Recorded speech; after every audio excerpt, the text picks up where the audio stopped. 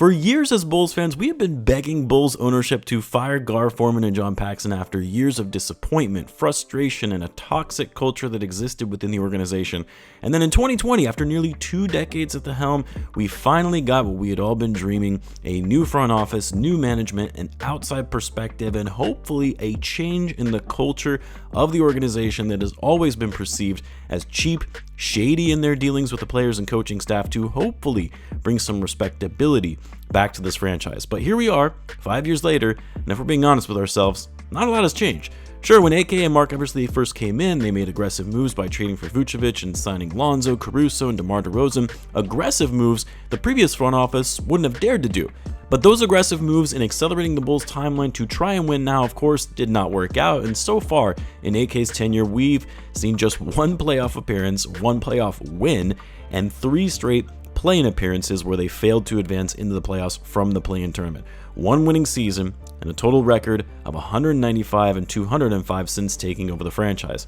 Now, to most organizations, performance like that over the course of 5 years would mean you're on the hot seat, or hell, you might even already be out of your job at that rate.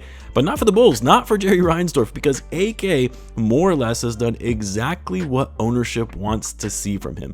Not bottoming out, have some exciting moments to keep the fans interested, stay below the luxury tax, and keep selling those tickets and merchandise. And as such, both Arturas Karnisovas and Marc Eversley, as we have recently learned, are rewarded with contract extensions. Instead of putting them on notice to start turning things around and producing results, ownership says, "We want you to keep you guys around long term. Keep doing what you're doing." This, of course, comes after we learn that the Bulls and Billy Donovan are in talks about a contract extension, even though he still has 1 more year left on his deal. But even though we often like to blame Billy Donovan for the Bulls' woes, and a lot of us are baffled that this man still has so much job security, being the 3rd longest tenured coach in the league, despite other coaches having more success than him, at the end of the day, the results of the organization lie with the front office and their ability to construct a roster properly. A coach can only work with what's been given to them. And while I'll still say that we should have expected more from Billy Donovan, given the talent he had at his disposal, even if it wasn't the best overall roster fit, the accountability, again, lies with the front office. Now, this video is probably going to be short because, to be honest, I don't really know what else to say other than the fact that, well, we shouldn't be surprised because we know ownership hangs on to their executives for a long time. While they may have cycled through coaches over the years, GMs is not something we see a high turnover in the Bulls organization. I mean, since the 80s when the Reinsdorfs took over, they've only had 3 major regimes. Jerry Krause, of course, then the Gar Pax era, both of those switched roles for a period of time, and now AK and Marc Eversley. Over 30 years, and that's it. So we had to know going into this when they first hired AK and then AK hired Marc Eversley that this was going to be the front office for the long haul. But at the same time, even as much as we may have disliked Krause or John Paxson, even though there were some very bad years under their belt, at some point in their tenure though, we saw results. Krause, of course, the 6 championships. Paxson, when he first took over, inherited a mess, but made swift changes and brought the Bulls back to the playoffs. And then later, of course, would luck into Derrick Rose and bring the Bulls back to contention, even for a short while. We haven't seen anything like that from AK. And not only that, there hasn't really seemed to be clarity on a direction, a strategy going forward.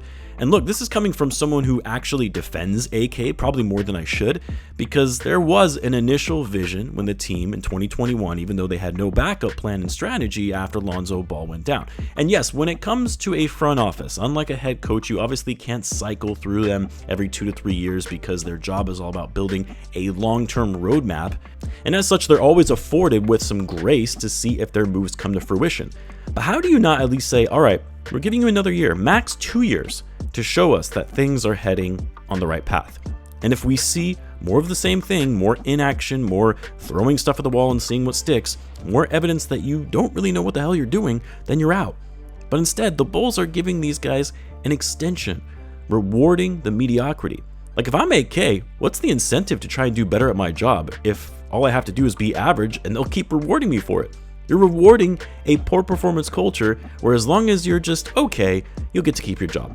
Like, what happened for striving for excellence in this game where you want to win at all costs, having that competitive drive, the passion for the game, the prestige, the status? Like, yes, I know we always talk about, at least for ownership, they just don't care because Michael Jordan created a global brand for them and a well-oiled machine that is going to continue to produce revenue for them in perpetuity, regardless of how good or bad the team is. But at the same time, like, does the front office, in this case, AK and Mark Eversley, did they not at least care about their own reputation, their legacy, and wanting to build a winning team? Do they just fall in line and say, all right, this works, I'll just cash these checks and not have to really work hard? I don't know, maybe I have too high of expectations because my mentality is all about winning. Winning, not even for the fans or for the extra ticket sales, but winning because it's what you play the game for. You've played to win the game. If you've lost that drive, that motivation, the goal to win, then what are we even doing here? So yeah, I don't get it. I don't understand the extension. It's not warranted, and it's quite frankly insulting to the fans, as it's a message that we're okay with the status quo and what you see before you. When we all know, if this was any other team, changes would be made by now. Anyway, let me know what you guys think in all of this. Let me know in the comments. As always, be sure to subscribe, and I will see you in the next one.